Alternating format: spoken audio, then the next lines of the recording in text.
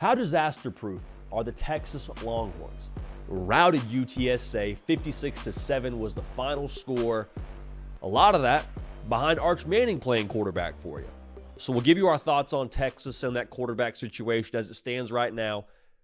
Make sure you're subscribed right here to the On3 YouTube channel. If you're a Texas fan or if you're just a college football sickle, we want y'all a part of this. So make sure you're subscribed to the On3 YouTube channel. Also, make sure you're following me on the social platforms at JD Piquel, Twitter, Instagram, and we appreciate you for that. So, kind of an emotional roller coaster yesterday for you if you're a Texas fan. Quinn Ewers, he's dealing. He finished the day 14 for 16, 165 yards, 2 touchdowns, but he goes down. And your heart just stops because you're like, no, please, this is supposed to be the year now. Quinn came back for a year like this to go on a tear. We're fresh off just total domination of Michigan. This cannot be how this goes. So you're just like, holy smokes. And then Arch Manning goes in. First pass throws a touchdown, and you're like, we're back, baby. We're winning the whole darn thing. 16 take us there. Last name Manning for a reason, all right? Let's go. Get the hype train back started up, boys. And there's a lot to unpack there within that. Now, as of this morning, this is Sunday at 8:30 a.m. Central. So if something changes after this video, so be it. But as of this morning, don't know what the future is for Quinn Ewers. I'm not a doctor. Seeing him on the sideline, he seemed like he was in good spirits, which if it's a season-ending thing, you don't typically see that. Just from my estimation. Again, I don't want to comment on it. I don't want to speculate on it. But, yeah, that's where that is right now.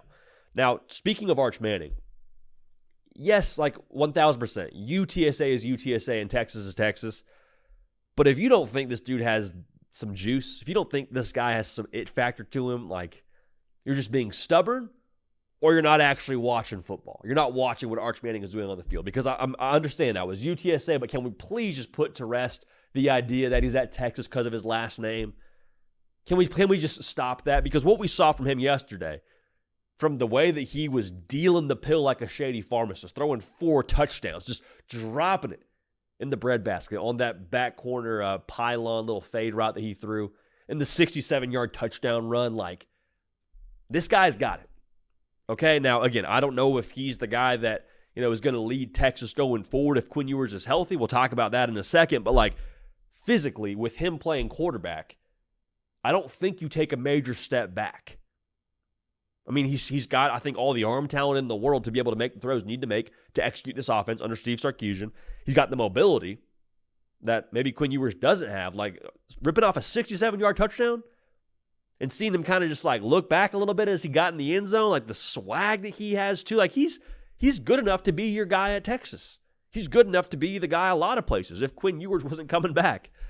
Also, I'll say this too. I know it's UTSA, and I feel like I have to keep on providing that preface when we try and speak positively about Arch Manning.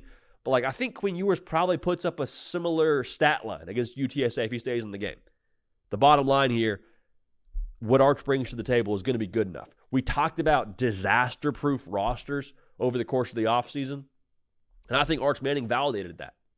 I think he validates that he's still good enough to lead Texas to the college football playoff if for some reason you don't have Quinn Ewers at the level you'd like to have him at from a health perspective. I will say this, though. Quinn Ewers and his experience is invaluable. Invaluable. I still believe wholeheartedly that this is Quinn Ewers' football team. If he's healthy, he needs to be your guy. And Arch Manning, it's exciting to see him line up back there. It's cool to see, the nameplate. It's exciting to see him play quarterback for you. There's no way around that. However, when you go and play Georgia at the crib, when it's, crunch time and you got to go to Texas A&M, when you get to the college football playoff, if you're in the SEC championship game, I want the most experienced hands back there catching that snap. And that is Quinn Ewers, who's won you a Big 12 title, who's led you to the college football playoff, got you a play in or within reach of playing for the national championship. He is your guy going forward, okay? And I think everyone understands that. There's going to be a lot of folks that try and run with thumbnails and clickbait and this, that, and the other. Is there a quarterback controversy? No, there's not. Arch Manning looked awesome, but when Quinn Ewers is ready to go, it's his football team, all right? But with that being said, give Steve Sarkisian credit for having Arch Manning ready to roll. give Arch Manning credit for putting in the work behind closed doors to be able to step in and play at the level he played at? I think in what could be a 16, 17 game season, this is further proof that like you need depth everywhere. And give Sark credit for having depth what feels like everywhere. And we're in the day and age of modern college football where, as Kirby Smart called it, I believe, the deterioration of football, where it's hard to have depth, and maybe Texas doesn't have as much depth as they would have had, pre-NIL and pre-portal. But even with that being said, to be able to just roll another quarterback out there when your Heisman Trophy contending quarterback goes down and to not miss a beat, I'm not worried about the competition. I saw zero flinch from anyone else on that roster. Defense, offense, especially on that quarterback, like there was no drop-off for Texas. And there shouldn't really be against UTSA, but like y'all know this, and we've seen this many times in college football. The leader of your football team goes out of the game early in the game, and you're like, whoa. Sometimes I can set a team off balance a little bit.